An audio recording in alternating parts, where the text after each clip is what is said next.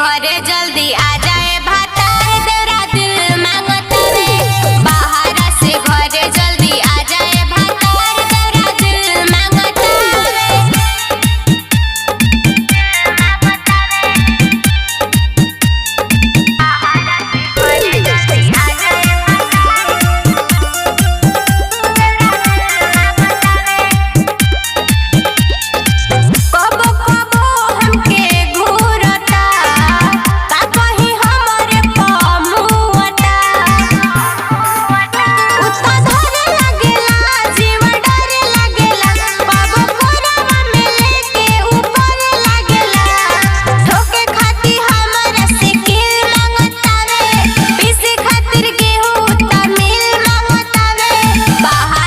घरे जल्दी आ जाए भातार देवरा दिल मांगतावे।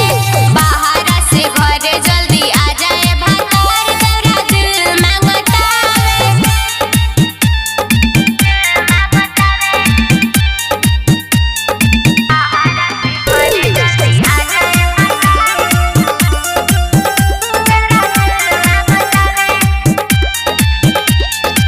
खाए के दाल भात चोखा दो, कहे कि एक बेरी मौका दो।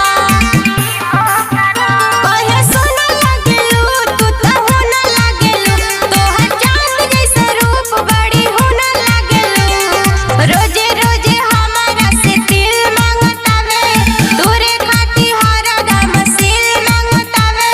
बाहर से घरे जल्दी आ जाए भातार देवरा दिल मांगतावे।